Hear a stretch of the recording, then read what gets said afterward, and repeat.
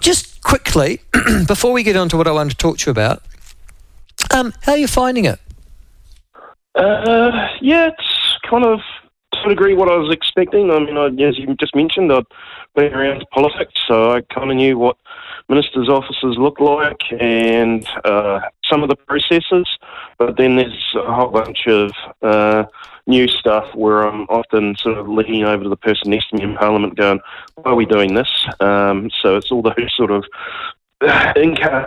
arcane rules and procedures around debating.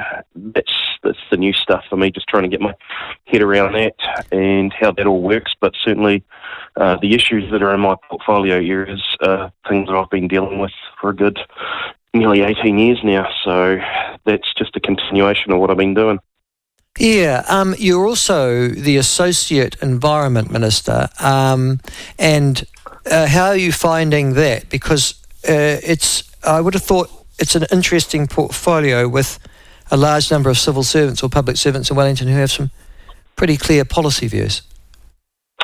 Well, I guess I've been, having had involvement with a number of them in the past, I've been getting on reasonably well with people I'm meeting with and getting good value from them. And certainly, I guess the key areas that I've got in my delegations around the freshwater farm plans, SNAs, biodiversity credits, it's kind of stuff I'm quite keen to move ahead on and get those settings right to make farmers' lives a hell of a lot easier. Now, well, that's what I'm talking to you about, because freshwater farm plans were what you announced in April of this year with Todd McClay, the Minister of Agriculture, and you were looking to improve freshwater farm plans so they're more cost effective and practical for farmers, but also because they make sense. Despite that, and letters written by Mr. Bishop in his resource management sort of role, and the Minister of Environment, Penny Simmons, writing to a number of regional councils throughout New Zealand, a number of those regional councils and saying, listen, just stop, we're going to get new freshwater national policy statement out there, we're going to have a new Resource Management Act which will set out priorities, just hang fire until we're ready. But those regional councils have, to a large extent, Andrew, defied you. The Otago Regional Council, the Taranaki Regional Council would be the two most prominent, but there are others looking presumably at them as well and saying, well, they're going ahead, largely implementing the policy, it has to be said, of the previous government, Andrew, and the previous iteration of, well, the still current iteration of Te Mana o Te Wai, which was very anti-farming in its context. How are you dealing with that? So that's the regional freshwater plans, the regional plan, isn't it? Yeah, that's right. I mean, the land and water plans. Yeah, which is the freshwater farm plans are the plans that the farmers themselves do, which will help deliver results. In terms of those regional freshwater plans, yes, that's a group of us ministers are sort of involved in the freshwater space, and fair to say it's a bit of a frustration that these councils haven't taken on board the fact that we've made clear signals that things are going to be changing dramatically, that if they push ahead, they're going to be wasting a whole heap of ratepayers' money because the plan they enact won't be a suitable plan once we've completed the changes we intend to make. And yet they're, in some cases steaming ahead, as you said. So there are some thoughts going on. I can't obviously give any details because it's still all to be decided, but certainly it's sort of forcing us to, okay, well, if they're not going to take the hint, how do we make it less subtle? Well, yeah, well, that's right, because you are getting the finger basically given to you at the moment. And there's some extraordinarily frustrated folk in rural New Zealand who are saying, wait on, we elected this government, including you, Andrew. You said you were going to do something about this. You've said, yeah, it's coming. Don't worry, guys. But there are these other councils, mostly left-leaning, it has to be said, dominated by left interests, who are just ploughing ahead. What tools in the toolbox do you have to force them to listen to national policy on this issue? I mean, the tools, unfortunately, are the national guidance of the NPS, and that unfortunately does take time to put in place. Certainly, there may be some amendments we could make to existing laws that are out there, but again, that's all going to take a few months in the least, but it's something we're considering about how we can move ahead with it.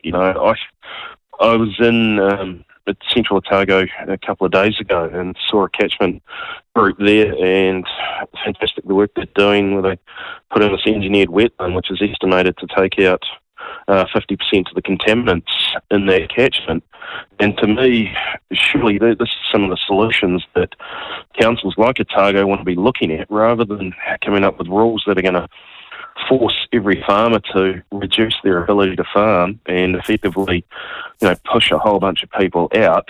Actually look at it as a catchment-wide basis and go, right, how can we put these sort of projects in place that enable the farmers to keep on farming to that level, being productive, adding to regional income, local income, national income, and enabling us as a country to buy cancer drugs and all the other things that everyone wants us to be buying. It's a frustrating position to be in, to see councils just going the opposite way to where we think they need to be heading.